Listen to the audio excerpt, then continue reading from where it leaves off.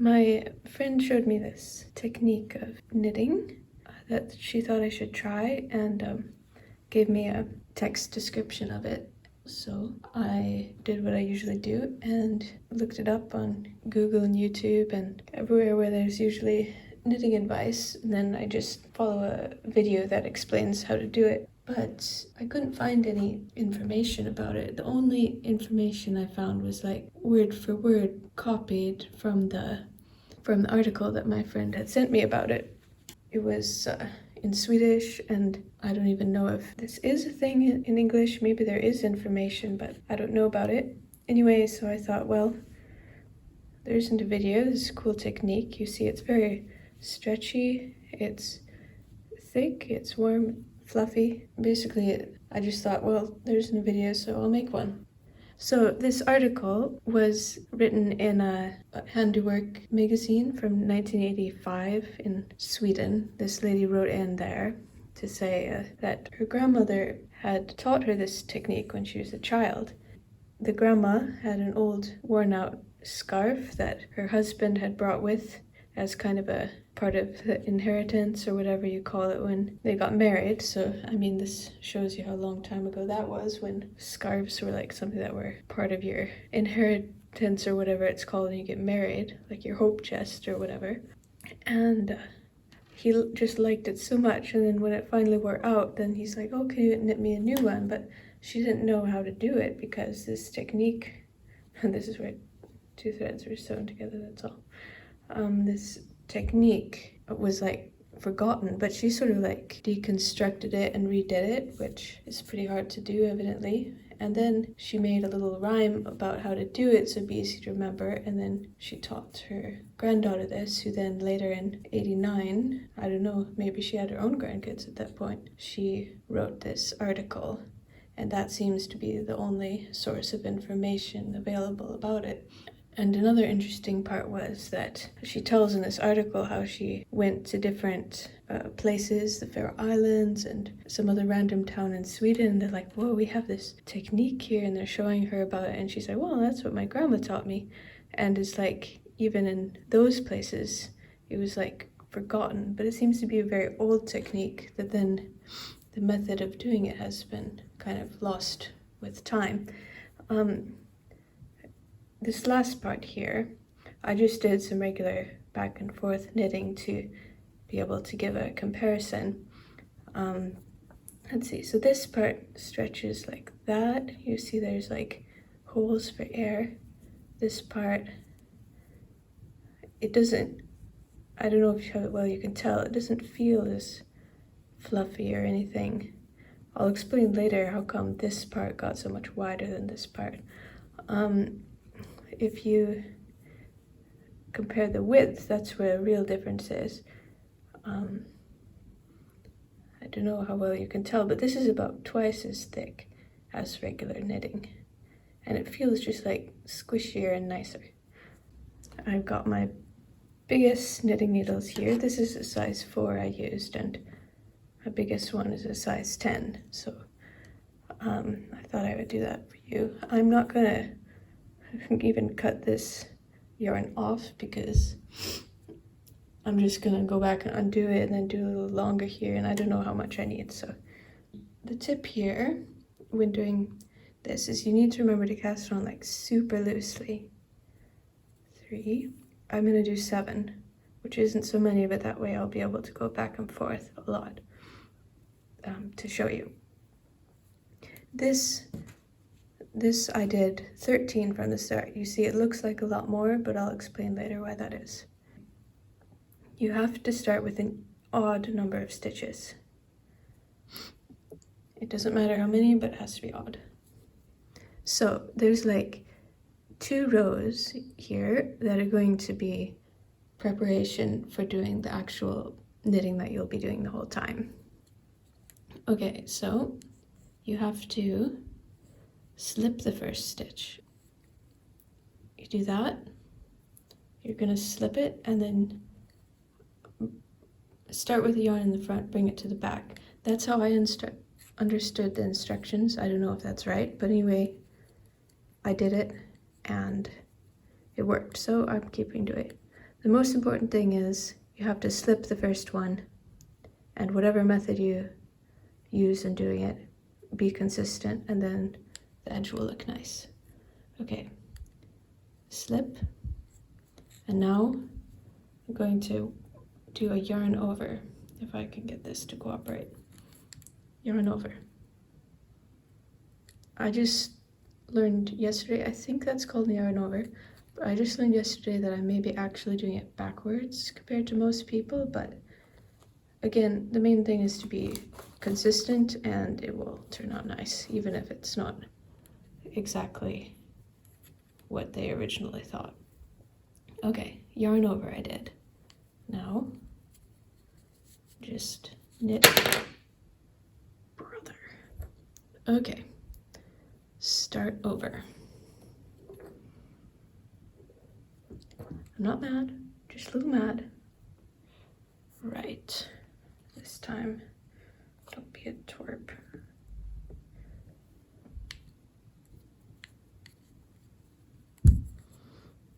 Okay, so again, attempt number 2, slip the first stitch and bring the yarn around to the back. And then do a yarn over. Knit 1,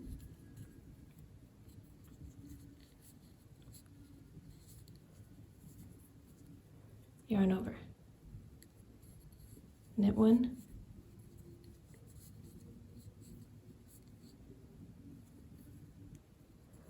yarn over. So you're just adding like another stitch in between everything at this point. Knit 1, yarn over. Wow, so impressive. Okay, so I don't know if you can tell here from the video, but it's already a lot tighter, and I was trying to be super loose in starting these and casting on. And now it's about to get tighter. Get ready. Okay, so the second row of setting up for actual knitting, as always, every single row, slip first one and bring the yarn to the back. All right, okay. So remember last row, we did this yarn over. Well, we're gonna do that this time too. But first, we're gonna go around to the back, take this that was your yarn over from last round, and you're gonna bring it onto the other needle, but at the same time, since you're going from the back, it gives a little twist, right? And then yarn over. So maybe it's time to start explaining the rhyme here, and I tried to translate it to English. In Swedish, they say ta hunk, lägga hunk, sticka hunk och maska. And in English, I sort of translated it to take a yarn, make a yarn, knit a yarn, and stitch. So this, again, when you have your yarn over, I just call that a yarn in the rhyme because it sounds better. So you have your yarn, and now when you go in from the back there and slip it over and twist it, we're calling that take a yarn. And when we make a new yarn over, we call it make a yarn. Did I seriously mess up? So take a yarn, make a yarn, knit. Whoop, whoop, whoop. This is your yarn over. You take that, take a yarn, make a yarn, knit. So you're adding another take, make. You're adding even more. This started out as 7, it's now like a lot. Okay, and it's getting pretty tight. I'm trying to be like super loose. It still gets tight, no matter what you try. Okay, and knit the last one. These 2 rows were like the preparation rows. So now turn around, first real row where the whole rhyme, we can now say. Okay, slip the first stitch. That is always going to happen. Bring this around to the back.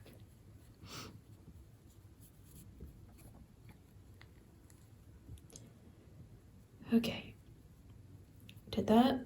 Now we gotta do, take yarn, remember from the back, make a yarn, gotcha, and now the third part of the rhyme, knit a yarn and stitch. So this is like the stitch, and this is the yarn. This is the one we just twisted in the last row, okay? And just knit them together, which really feels like you're making a mistake because the yarn is in the front, because you did a yarn over. It's like you're ready to do a purl stitch, but knit stitch. Trust me, it'll be fine. Okay, take a yarn, make a yarn, knit a yarn and stitch. Take a yarn, make a yarn, knit a yarn and stitch. Okay, if we're gonna do it in Swedish. Ta hank, lägga hank, sticka hank och maska. The other thing is, just basically don't make a mistake ever, because when you do, you will regret it. It is not that easy to fix. Okay, where in the world am I? And so if you're checking for a mistake, what it should look like is, you see the purl bump of what you knitted last row.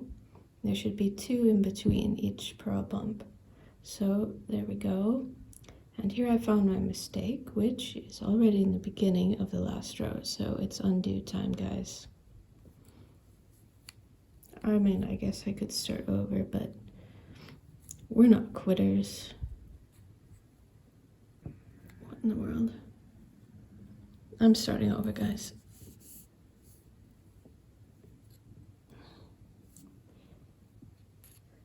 Well, attempt 47 or so, and I finally could do 3 rows without a mistake. So this is like really easy and simple technique. Just follow the instructions.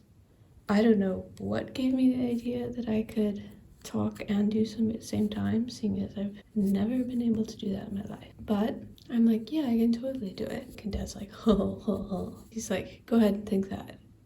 And I did go ahead and think that, so I took his advice, right? I was going to explain the reason behind why, like what you're actually doing here. So like the math behind why this works, the number of stitches you end up having, and that kind of thing. Some people maybe don't think this is very important, like just do it, guys, but math is always important. Never not do math, okay?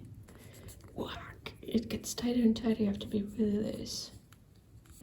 I guess I'll explain the numbers first. So, remember I started with 7. How many do I have now? 2, 4, 6, 8, 10, 12, 14, 16, 18, 19. Whoa! The reason for this, you take original number 7, you subtract, okay, yay for math, I can't even remember that word, subtract 1 from your original, because that's the one you're slipping over. We'll add it again at the end. Take away 1 from your 7 in my case. Got 6, you multiply that times 3, because the first 2 rows you added another 1 without taking away any stitches. So 6 times 3, that's 18. Well, add your first one from the beginning again, 19. Hey, look at that. So what is actually happening when you're doing this? When you're taking yarn, see, last row, this you can maybe hopefully see here, this is just like one of those yarn overs that you did last row. So last row, when you put this up, you called it make a yarn. But now you are using that same one and take a yarn, which means that you're just lifting it up a row and twisting it, which is going to make everything a lot tighter, right? And then when you're knitting a yarn and stitch, you see this is a yarn over, this is a stitch, yarn over. That last 2 rows ago you made it, last row you took it, like twisted it up, right? And now you're knitting it together. So even though you keep adding yarns now, you're also knitting them together at the same rate. So that's why the number of stitches on your needle are going to remain constant now. Oh yeah, I was going to also say, I measured the time. I timed myself in doing 1 row of this, and then I timed myself doing a row of the regular, just knitting back and forth, because I was like, oh, this feels like it's taking so much longer, even though I've like practiced and know this method fairly well. Interesting, it only took slightly longer to do this method. On the other hand, I wouldn't have needed to do that many stitches in order to make the same width. Whereas here I ended up with 37, even though I had an original of 13. 13 minus 1 is 12, times 3, 36. Add the 1 again, it's 37. And you see, for a headband, it wouldn't at all have to be that wide. But I just continued with the same, yeah, I did. Okay, I'm just gonna take that part up again anyway. Right, whoa, hang on, whoa. A lot of things going on here. All right, so casting off. This time, we are still slipping the first stitch. Take a yarn. This is going to happen in 2 steps here, 2 rows. Take yarn. Do not make a yarn.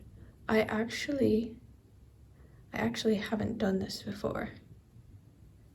I just read the directions, but it's like kind of like obvious. Take yarn, knit a yarn and stitch, but you're not going to make a new yarn because there has to be some limit to the crazy. Take a yarn, knit a yarn and stitch. Now that I'm used to doing the other way, it feels like really messed up to do like this, like I'm making mistakes. But I hope I'm not. Take. Whoa, what is happening there? Never mind. We'll just let it be like it is. Okay. So do this whole row like this. Oh, don't make new yarns. Hello.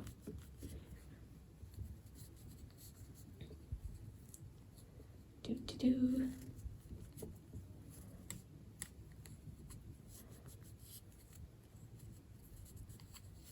So now my number of stitches has gone down slightly. That is a good thing because casting off, it's really satisfying. It's also really annoying. And so we don't want to do more than we have to. Oh, look at this. Doinky, doinky, doing. Doinky, doing. Oh. Okay. Now, last row. It said that we're supposed to cast off normally, and these yarn overs, the one that I twisted last time, I'm supposed to just knit that like a regular stitch. I think I'm gonna knit the very beginning as well. I don't know if I should or not, but I'm going to. Knit, knitty, knit, knit. Then casting off takes so long, but it's just like so satisfying. Not so much now that I've only done a couple of rows, but if you've done like a lot, you're like, oh, sick of this thing, never want to see it again. So we'll just pretend like this is a big long thing, and I'm really happy to have to do all this hassle of casting off. So awkward if I did this wrong, but I mean, knowing me. Okay. I tried to see if I could do this with my left hand, because I can a little bit with the yarn on my left hand instead of the right, like I originally learned, but it was really hard, so I gave up. So you'll just have to use your imagination if you're a left-handed knitter. I mean, not left-handed, but what's it called, like European style. I learned knitting on the Faroe Islands, and they hold the yarn with their right hand. Okay, so I'm soon done, and then we'll see what it looks like. Dunk dunk. I have a feeling when I edit this video, there's gonna be a lot of fast forwarding happening. I wish I could do that in real life. It'd be kind of cool. Do do do do do. How about not mess up on the last one? Do do do do do. Yay. Alrighty. This is what it looks like. I'm not gonna actually do that properly because I do not want to keep this little useless thing. It's like so springy and doinky, and you see like there's like layers for air inside there, and it's just so so squishy. Obviously those were some big needles, but I haven't tried arm knitting. It sounds, I don't know. Okay, so this is the finished product, and if there actually is already some information about it in English, I would like to know that. But as far as I know, there isn't. What is this, the top? Yes, the top. Oh, that's the bottom. All right,